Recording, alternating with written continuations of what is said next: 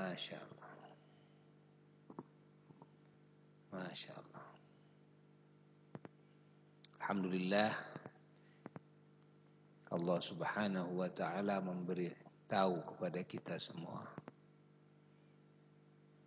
tentang berbagai hikmah yang Allah atur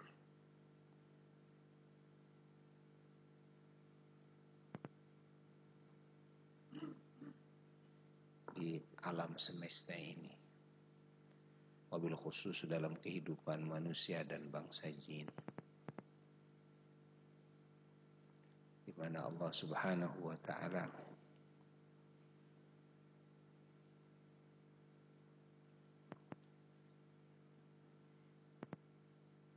menurunkan hidayah kepada sebagiannya daripada manusia dan bangsa jin, dan Allah menggiring asbab-asbabnya, baik asbab yang zahir maupun asbab yang batin, baik yang hissi maupun yang ma'nawi. Begitu pula sebagian ditakdirkan oleh Allah akan menjadi ahli kesesatannya, dan yaitu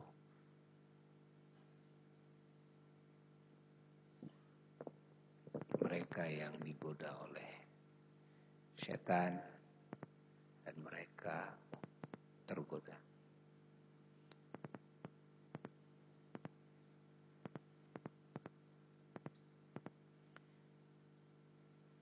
Sehingga mengikuti kepada thariqah syaitaniyah,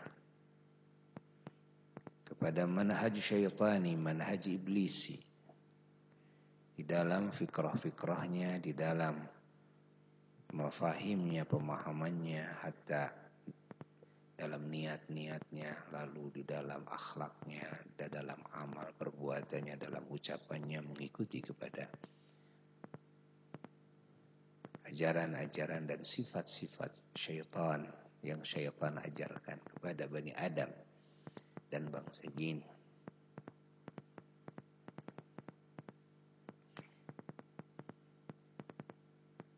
Takdir Allah Jalla Jalaluhu wahdah juga tidak bisa ditolak, terjadi.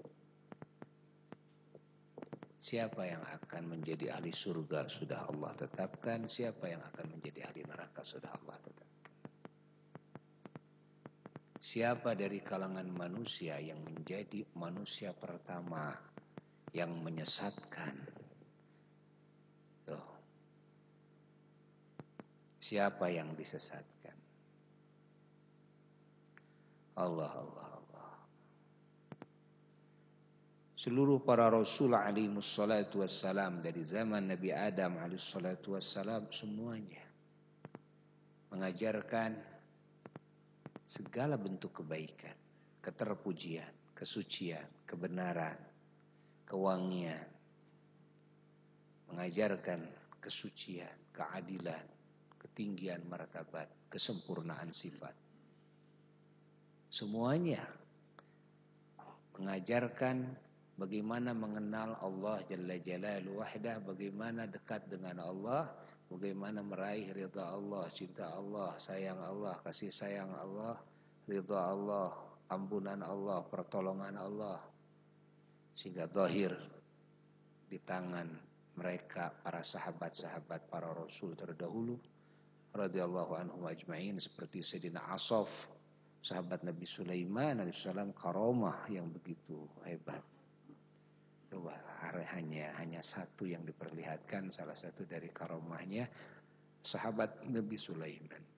Artinya ini sebagai sampel saja. Artinya bahwa itulah didikan para rasul. Didikan para rasul mengenal Allah. Sehingga sampai kepada martabat mustajab doa. Sampai kepada martabat wilayah. Salah satunya Sayyidina Asaf memindahkan keraton Raja Balqis hanya dengan ya Hayyu ya Qayyum 3 kali. Dengan ya Hayyu ya Qayyum 3 kali memindahkan keraton Raja Balqis, bayangkan, dengan tanah-tanahnya.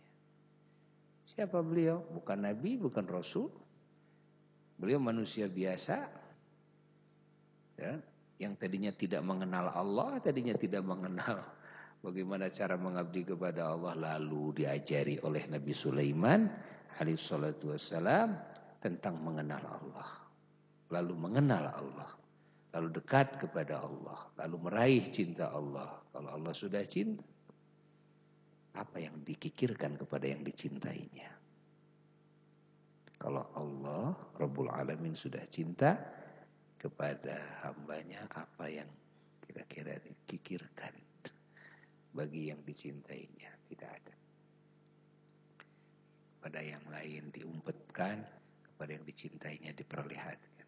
Apa yang dirahasiakan kepada yang lain, kepada yang dicintainya diperlihatkan. Kasih tahu.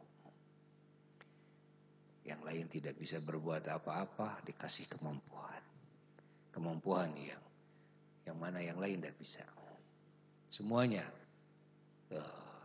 diurus oleh Allah, dijamin oleh Allah Jalla Jalaluhu. Begitulah didikan semua para nabi dan para rasul. Dan semua para nabi, para rasul mendidik akhlakul karimah, akhlak-akhlak yang mulia semuanya. Dan yang menjadi bahan hidayah semuanya sama, adalah wahyu Allah Jalla Jalaluhu wahda, ilmu dari Allah. Jadi materinya langsung datang dari Rabbul Alamin, datang dari Allah. Jadi para nabi bukan pemateri, para rasul bukan pemateri, tidak membikin aturan sedikit pun, tidak membikin keilmuan sedikit pun, ya, tidak membikin kurikulum sedikit pun. Langsung kurikulumnya ilmu ini dari Allah.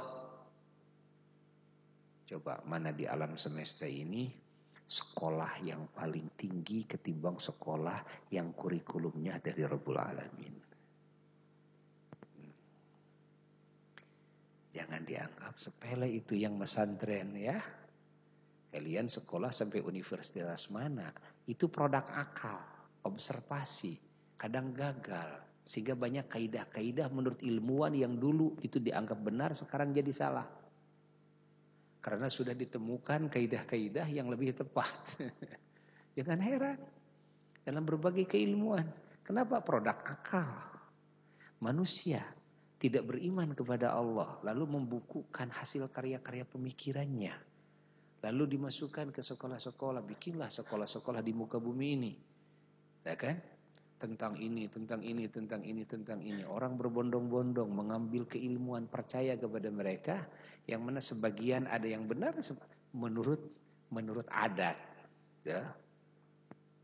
Sebagian ada yang tidak benar juga. Ini baru berbicara menurut adat, belum menurut Allah, menurut syara'. Kalau berbicara menurut Allah, ini mereka tidak mengaitkannya kepada Allah Rabbul Alamin. Sehingga kalau kita hanya mengambil dari ilmu sekolah saja, dari si A dan si B, sanad keilmuan kita hanya sampai akal manusia. Mentok di sana. Itu pun juga kadang iya sesuai, kadang tidak. Itulah sanad keilmuan kebanyakan manusia. Apa kira-kira bisa dibandingi dengan keilmuan yang sanad keilmuannya adalah Sang Pencipta alam semesta? Mata rantai keilmuannya adalah Sang Pencipta alam semesta, yang memberitahu kepada kita tentang itu dan ini, tentang yang telah lalu, tentang yang akan datang, tentang aturan hidup, semua sendi kehidupan, mana yang benar, mana yang tidak benar.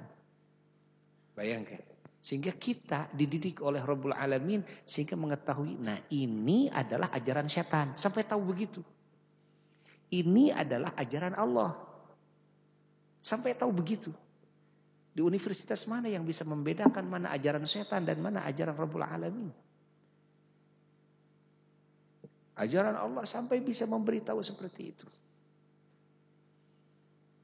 Mana ajaran yang datang dari setan? Mana ajaran yang datang dari Allah? Ajaran yang datang dari Allah secara teknis Allah ajarkan kepada para rasulnya. Para rasulnya mengajarkan kepada umatnya. Semua orang yang mengikuti kepada ajaran para rasul dengan benar dari zaman Nabi Adam alaihissalatu wassalam sampai akhir zaman, semuanya menjadi ahli hidayah semuanya. Semuanya jadi ahli keselamatan, kebahagiaan dan ahli kemuliaan dari dunia sampai akhirat. Semuanya, siapapun itu, mau umat siapa saja, umat Nabi Isa, Nabi Musa, siapapun itu. Kalau betul-betul mengambil ajaran para rasul itu dengan benar. Nah,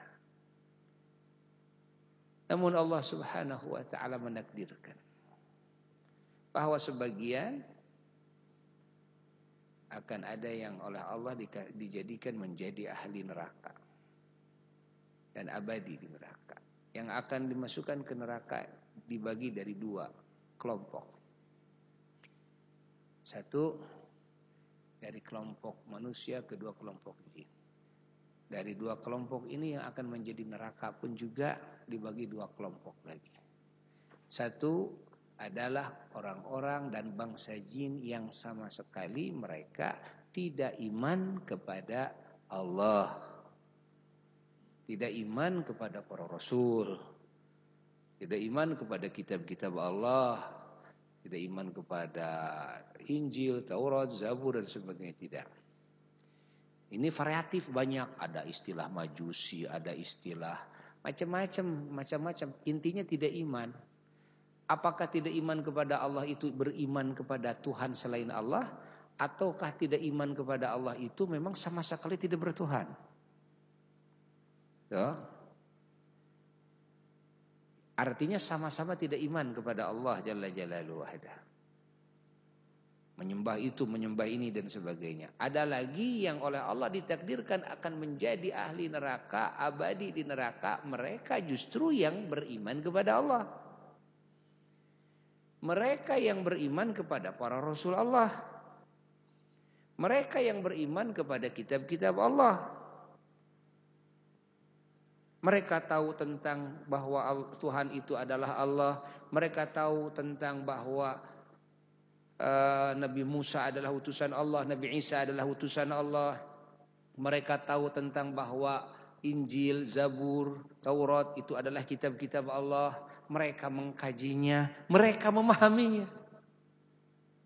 Namun setelah mereka memahami, waqad kana fariqum minhum yasma'una kalam Allah tsumma yuharrifuna.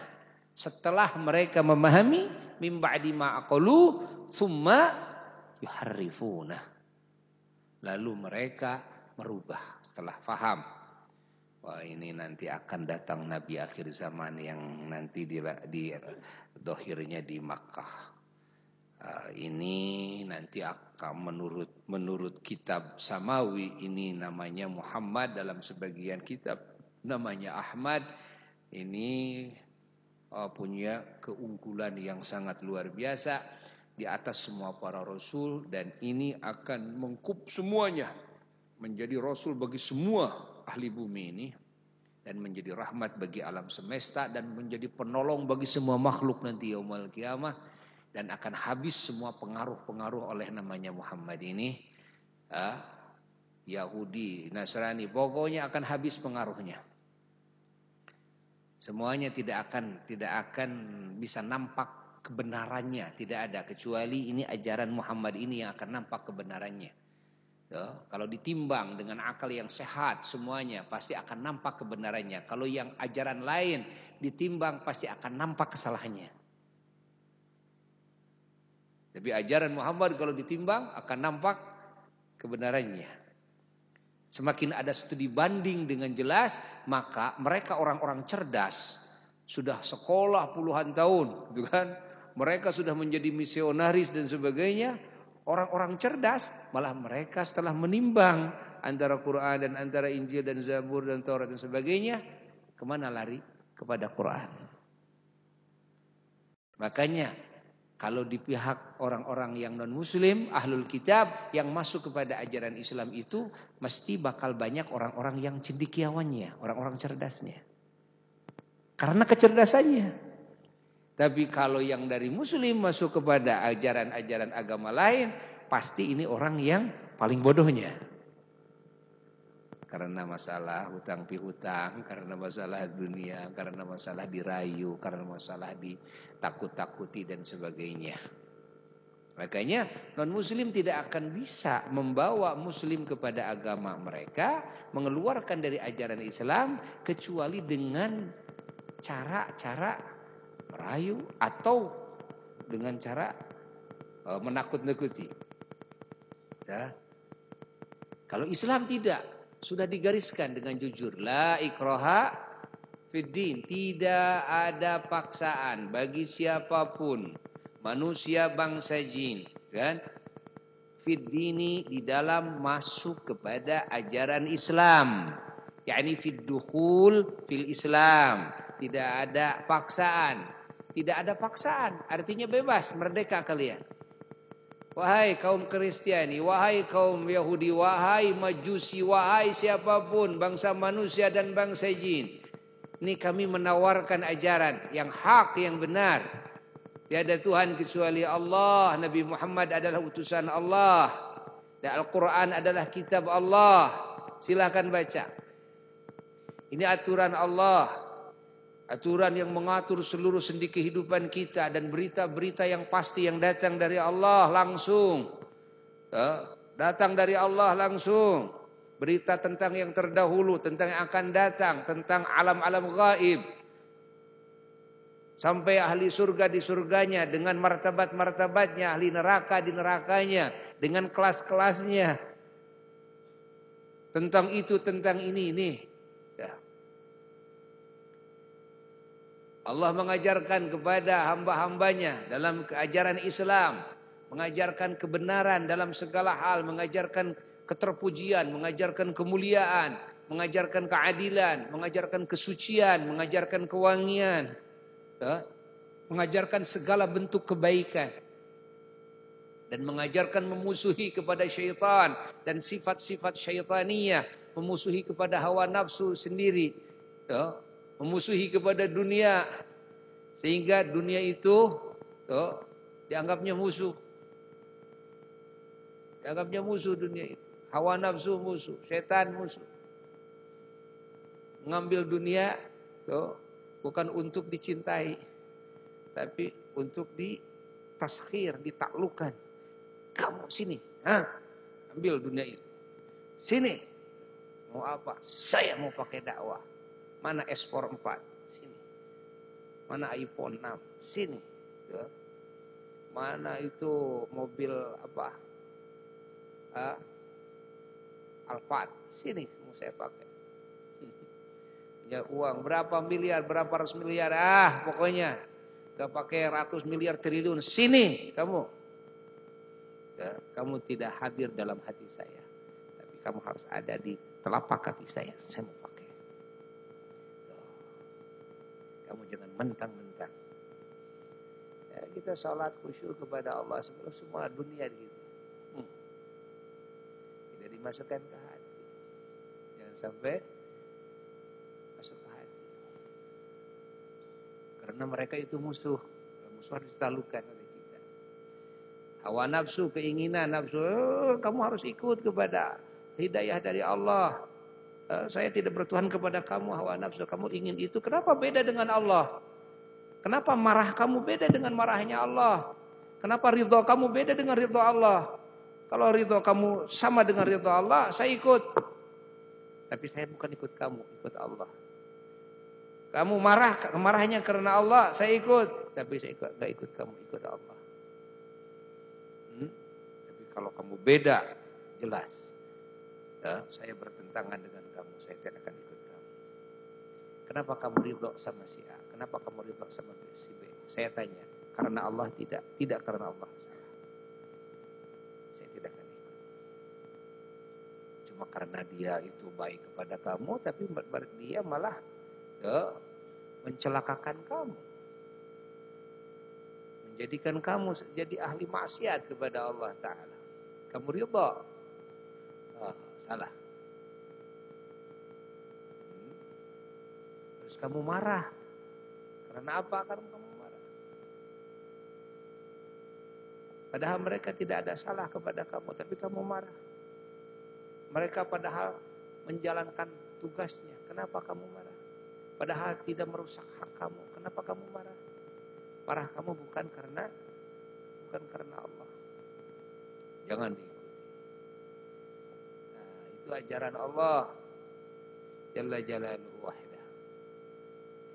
Allah mengajarkan seperti itu. Kita tawarkan kepada mereka, kepada semua manusia, kita tawarkan.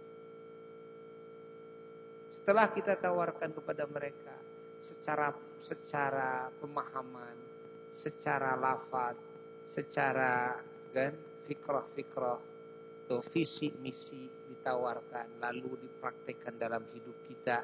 Nah, begini nih contohnya. Tidak cukup.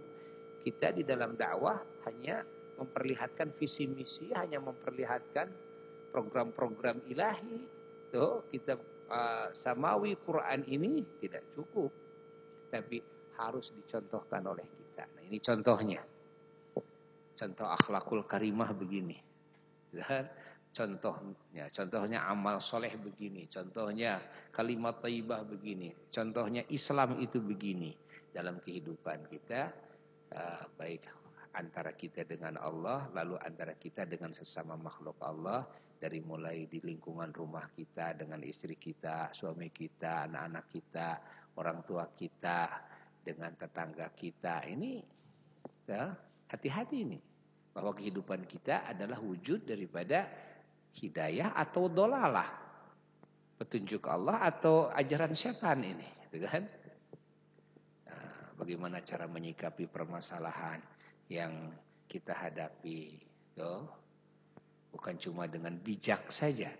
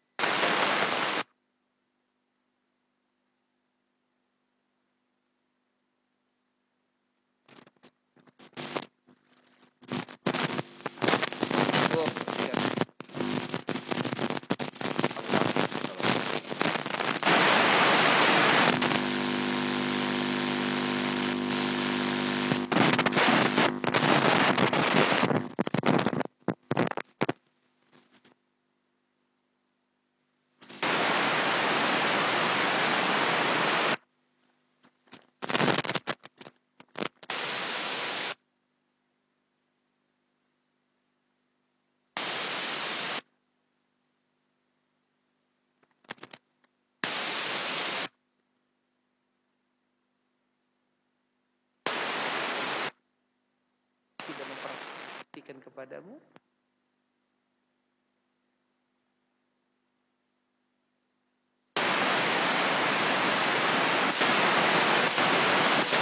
Didengar oleh Tuhanmu? Kamu tidak yakin? Duduk di mana saja kamu, di negara mana saja kamu, kamu ada di hadapan Tuhanmu, kamu ada dalam liputan, penglihatan, pendengaran, pengetahuan Tuhanmu. Kalau kamu benar ya, apa yang kamu takutkan dalam hidup ini? La khaufun 'alaihim wa lahum yahzanun. Ya. La khaufun 'alaihim wa lahum yahzanun. Pak, tapi saya sekarang merasa kesulitan. Tuh, sulit itu, sulit ini dan sebagainya. Tuh. Dalam hal masalah ma'isyah dan sebagainya. Allah Subhanahu wa taala menguji hambanya. Apakah dikira orang yang beriman kepada Tuhan, Tuhan tidak akan menguji keimanannya?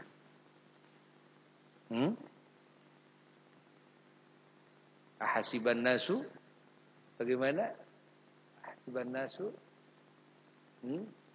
ayyaqulu amanna wa hum la yuftanu.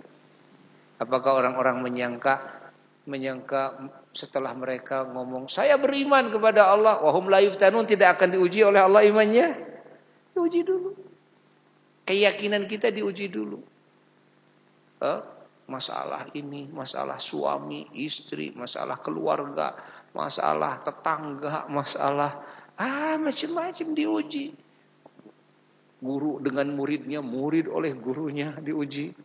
Semua menjadi ujian semuanya. Dan ujian semua ini dalam kehidupan adalah ujian keimanan. Setelah kita diuji oleh Allah Ta'ala, setelah kita dikasih iman, maka iman kita diuji oleh Allah Jalla Jalaluhu. Am hasibtum an tadkhulul jannah wa lamma ya'tikum mathalul ladzina khalaw min qablikum masatumul ba'sa wad-dharra wa zulzilu hatta yaqula ar-rasulul ladzina amanu mata nasrullah ala inna nasrallahi qarib. Allah Ta'ala berfirman, am hasibtum an tadkhulul jannah, apa dikira kalian mau masuk surga langsung saja masuk surga? Sebelum kalian mendapatkan ujian-ujian seperti mana yang telah didapatkan ujian tersebut oleh orang-orang sebelum kalian. Lihat sahabat-sahabat Nabi, lihat ahlul bait Nabi, lihat semua para tabi'in, lihat proses para aulia menjadi wali, para ulama menjadi ulama. Masathumul ba'sa wad-dharra wazulzilu, mereka kena susah, payah. Masya Allah, masyakat, berbagai benturan, berbagai itu ini, pengingkaran, pencemoohan, pelecehan dan sebagainya. Lalu wazulzilu, diguncang mereka, hatta yaqular rasul walladzina amanu ma'ahu, sehingga Rasul dan orang-orang yang bersama Rasul berkata, mata nasrullah, kapan pertolongan Allah? Maka datang jawaban dari Allah, ala inna nasrallahi qarib. Ingat, kata Allah, inna nasrallahi qarib, sesungguhnya pertolongan Allah dekat sekali. Pertolongan Allah tidak bisa mendekat kepada kita kalau iman kita tidak diuji. Seperti halnya sertifikat legalitas dari hasil sekolah kita, tidak akan diterima, tidak akan dekat kepada kita waktunya untuk diterima oleh kita tanpa kita diuji. Bahwa ujian ini justru mendekatkan apa itu tuh. Legalitas itu akan kita dapatkan, sertifikat itu akan kita dapatkan. Makanya orang yang bodoh ingin naik pangkat tidak mau diuji. Orang yang bodoh ingin naik pangkat tidak mau diuji. Maka doa kita bukan, ya Allah jangan berikan ujian kepada kami. Bukan. Itu orang bahlul. Orang yang dia tidak tahu apa-apa. Ya Allah kami jangan diuji. Bukan jangan diuji. Ya Allah berikan petunjuk, berikan kekuatan. Di dalam menghadapi semua ujianmu, sehingga kami lulus, sehingga kami mendapatkan kepangkatan yang tinggi di sisimu ya Rabb. Kan? Nanti petunjuknya dikasih, kekuatannya dikasih oleh Allah Ta'ala. Sampailah kita kepada martabat yang tinggi. Ya, kita jangan melamun. ingin pangkat yang tinggi, tidak mau ujian. Itu mah persis. Berarti orang pingin gelar doktor, insinyur, tidak mau sekolah. Saya mau sekolah, tapi saya ingin gelar doktor. Hayati oleh kita. Masya Allah, tabarakallah. Lalu mereka kaum Yahudi, mereka kaum Nasrani, kiai-kiainya. Ini cerita kaum Yahudi. Kiai-kiainya, ahbarnya. Ahbar itu jama daripada habr. Habr itu adalah kiai-kiainya. Orang yang melaut ilmunya dalam ilmu kitab. Itu habr. Melaut ilmunya dalam ilmu kitab. Bukan orang sembarangan. Mereka orang cerdas. Tapi kecerdasannya tidak dibarengi dengan hidayah. Lalu setelah mereka mikir-mikir, kalau nanti ikut kepada ajaran Muhammad, artinya hilang penghasilan, hilang apa-apa, kehormatan saya hilang dan sebagainya. Maka setelah itu mereka mencari cara supaya bagaimana umat mereka tidak masuk kepada ajaran Sayyidina Muhammad. Dengan cara apa? Dengan cara merubah. Tsumma yuharrifunahu. Wah. Sifat-sifat terpujian, keunggulan Muhammad SAW dihilangkan. Ya, yang namanya keutamaan yang Allah berikan kepada Nabi kita yang sudah Allah sebutkan dalam Tauratnya, mereka ganti, mereka rubah dengan yang jelek-jelek. Nah, sehingga banyak orang yang terpengaruh bahwa Muhammad itu manusia jelek, Muhammad itu manusia jahat, Muhammad itu terus. Jadi umatnya itu taunya itu. Sementara pimpinannya, kiainya paham benar kepada keunggulan Sayyiduna wa Maulana Muhammad. Keunggulan Islam paham. Makanya kalau semakin mengerti kepada makna Quran, kalau jadi ulamanya, dia jadi orang yang pahamnya. Jadi wahum ya'lamun, mereka juga sadar bahwa mereka telah berbuat kebohongan. Wahum ya'lamun, mereka tahu bahwa dirinya telah berbuat kebohongan, menipu umat, menipu manusia yang jumlahnya sangat banyak. Insyaallah. Maka falahum, kata Imam Jalaluddin, falahum sabiqatun fil kufri. Mereka memiliki satu kedudukan keterdahuluan dalam kekufuran. Manusia pertama yang kufur daripada ahlul kitab adalah mereka yang kiai-kiainya, mereka ulama-ulamanya dari kelompok Yahudi, mereka ulama-ulamanya dari kelompok Nasrani nanti dalam ayat lain. Ini mereka adalah manusia-manusia yang punya kedudukan kekufuran terlebih dahulu yang menyesatkan umat yang sangat banyak di muka bumi ini. Sabiqatun fil kufri. Siapa ulamanya? Kalau ulamanya sudah menyesatkan, bagaimana kaum awamnya? Kalau ulamanya sudah tidak bisa dipercaya, bagaimana yang bukan ulamanya? Kalau yang mengenalnya kepada kandungan Taurat dan Al-Quran, dan Az-Zabur dan Al-Injil, kitab-kitab samawi, sudah.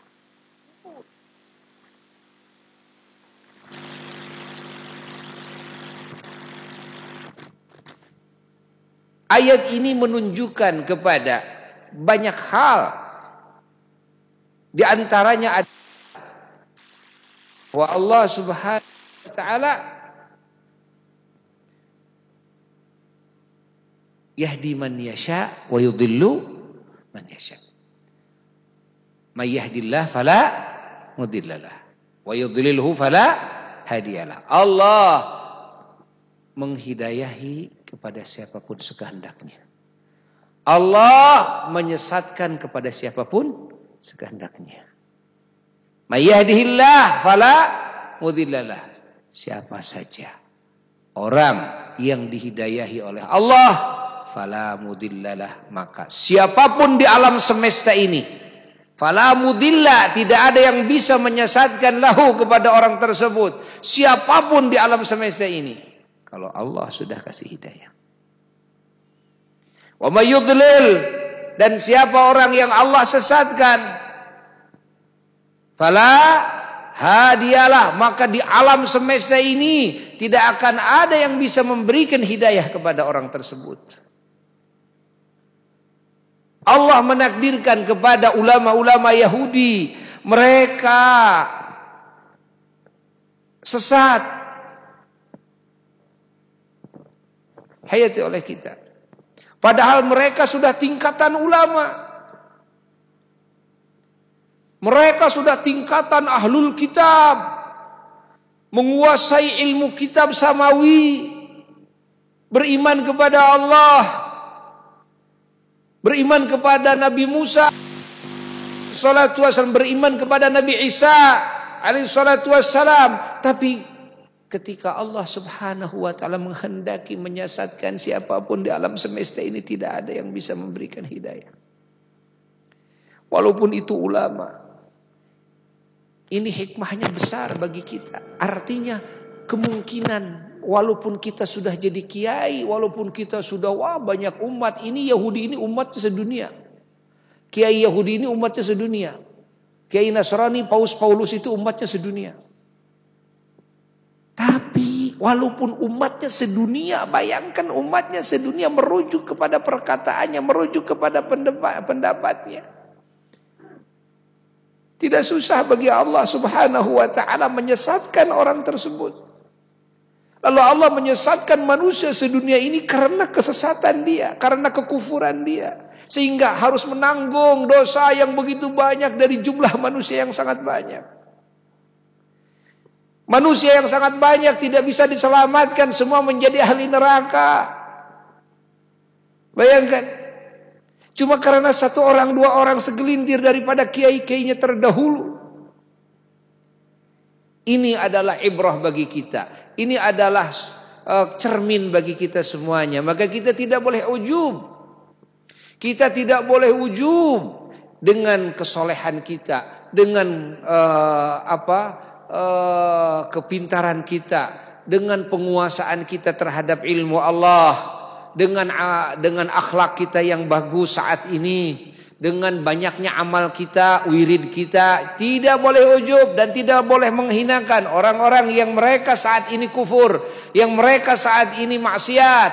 Tidak, kewajiban kita bukan untuk menghinakan mereka, tapi kewajiban kita untuk bersyukur kepada Allah atas apa yang Allah berikan kepada kita dari segala kebaikan zahir dan batin. Lalu kita selalu meminta disempurnakan dan disempurnakan.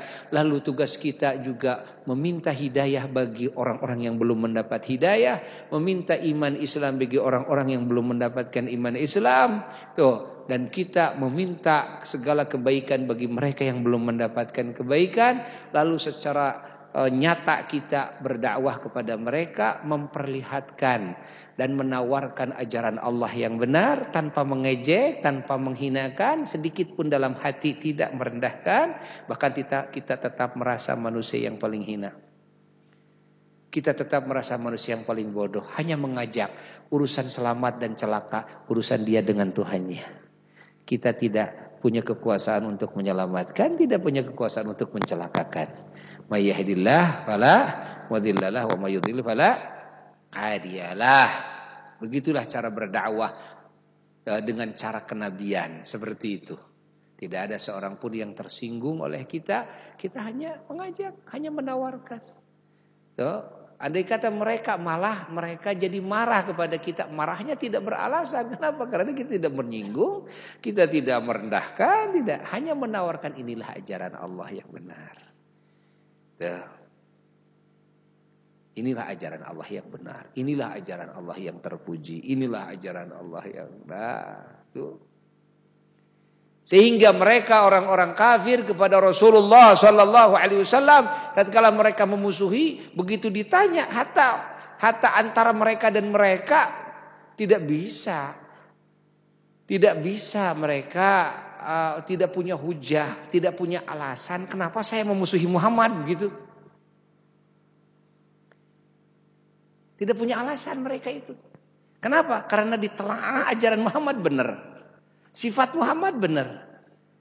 Cara bergaul Muhammad dengan tetangga benar. Tidak pernah ada tetangga non muslim yang dihina oleh Muhammad. Tidak pernah ada yang disakiti oleh Muhammad. Tidak pernah ada yang dicaci dimaki, tidak pernah ada yang dipukul, tidak pernah ada yang didoakan tidak baik oleh Muhammad.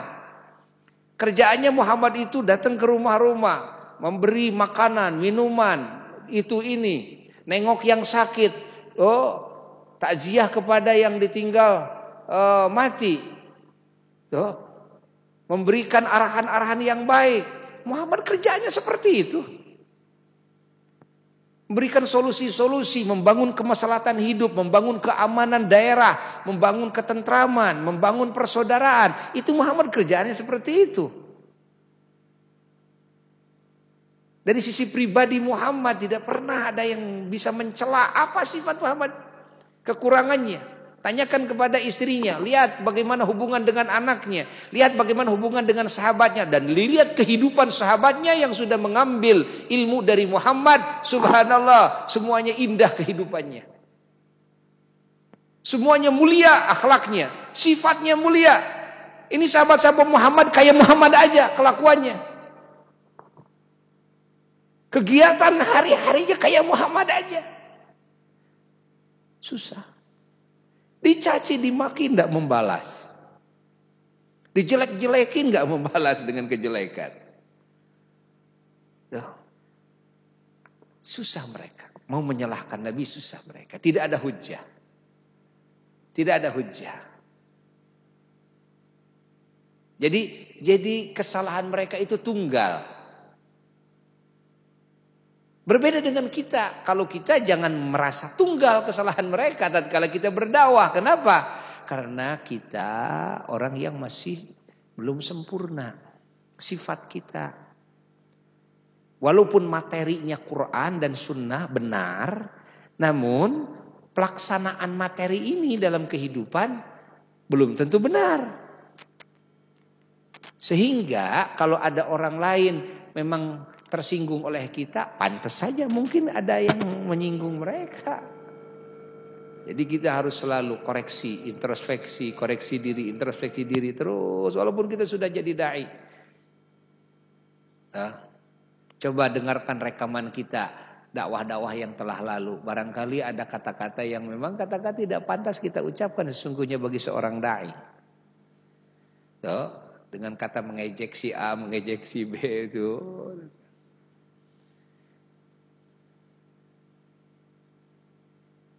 Wajar saja kalau ada zaman sekarang orang yang benci sama mubalik, orang yang benci sama kiai, ya wajar mungkin. Karena memang kekurangan kita. Makanya kalau ada orang yang menghina kita, kita mah harus lebih menghamparkan hamparan ampunan dan maaf yang seluas-luasnya. Kenapa? Karena kita mah orang yang pantas dihina. Masih banyak kekurangan. Rasul saja yang tidak pantas dihina, tidak ada kekurangan sedikit pun, dihamparkan ampunan seluas-luasnya. Kalau kita banyak kekurangan, kita mah dai darurat. Dai darurat, kiai darurat, ulama darurat, ustaz darurat gitu mah ya. Serba darurat daripada henteu gitu. Daripada eueuh teuing wae mah kitu. Ai ku batur da mu katingali teuing ngacoona teh nya, ai urang da. Heuh, urang ge darurat deui sarua deui nya. Heeh, sok paksakeun anu aya atuh jang. Saya aya urang mah nya. Ngaji saya teh, ngaji urang teh anu darurat. Tuh, ngaji daripada teh daripada henteu gitu. Alhamdulillah. Masya Allah, tabarakallah. Dan ayat ini menunjukkan secara tidak langsung mengisyaratkan bahwa kita umat Islam wajib bersyukur kepada Allah dengan turunnya ayat ini. Kenapa? Karena Allah tidak menakdirkan bagi umat Nabi Muhammad, ahbaru ummatihi, kiai-kiai ulama-ulama umat Nabi Muhammad, tidak Allah takdirkan seperti ulama-ulama Yahudi oleh Allah. Tapi Allah takdirkan ulama-ulama umat Nabi Muhammad kulluhum thiqat, semua terpercaya, mengambil ilmu Allah dari mata rantai yang jelas. Para sahabat ngambil dari Rasulullah, lalu para tabi'in ngambil dari para sahabat, lalu para tabi'in ngambil dari para tabi'in, terus turun-temurun. Yang menyusun hadis-hadisnya, subhanallah, orang-orang terpercaya semuanya. Sehingga sunnah-sunnah Nabi itu selalu mengiang dan selalu murni, terus dipilih. Sehingga ada derajat mana yang sahih, mana yang hasan, mana yang dhaif. Subhanallah. Tuh, ulama mengerahkan kemampuannya, semuanya orang-orang yang terpercaya. Sampai mana? Sampai masa guru-guru kita. Syukuran. Coba lihat Yahudi, coba lihat Nasrani. Ulamanya terdahulu sudah ngaco. Coba. Bagaimana di bawah bisa mengembalikan kepada kebenaran orang yang tidak tahu apa-apa? Orang yang mengenalnya ini yang merubahnya. Maka bagaimana bisa mengembalikan kepada kebenaran? Tidak mungkin bisa. Kenapa? Kitab yang aslinya mana? Yang ada yang sudah yuharrifunahu, yang sudah dirubah. Dari mana kita tahu? Dari Allah. Allah memberitahu kepada kita bahwa Al-Injil, Taurat dan kitab-kitab yang mereka pakai adalah kitab yang sudah ditahrif, yang sudah dirubah. Oleh siapa? Oleh mereka, kiai-kiainya. Kita harus bersyukur kepada Allah, punya kitab tidak ada yang bisa merubah seorang pun. Inna nahnu nazzalna dzikra wa inna lahu lahafizun. Ini tuh lihat. Dalam satu ayat, dalam satu sisi Allah kepada Quran bagaimana? Inna nahnu nazzalna dzikra wa inna lahu lahafizun. Dalam satu sisi Allah Ta'ala memberitahu, tuh, coba bagaimana yasma'una kalam Allah thumma yuharrifunahu min ba'di ma'aqaluh. Masya Allah. Yang ini oleh Allah ditahrif, yang ini oleh Allah dijaga. Kita wajib bersyukur kepada Allah. Ini ayat adalah bagian daripada bisyarah, kabar gembira dari Allah Subhanahu wa taala dan tasliyah. Oh, Allah menenangkan hati umat baginda Nabi besar Muhammad sallallahu alaihi wasallam bahwa kita alhamdulillah tidak punya kekhawatiran, bahwa kita masih punya ulama-ulama yang thiqat, yang terpercaya, di mana ulama-ulama Yahudi oleh Allah disesatkan sehingga mereka menjadi manusia yang paling awal menyesatkan semua manusia di muka bumi ini ila yaumil qiyamah. Oh. Panjang pembahasan ayat ini. Insyaallah nanti dalam majelis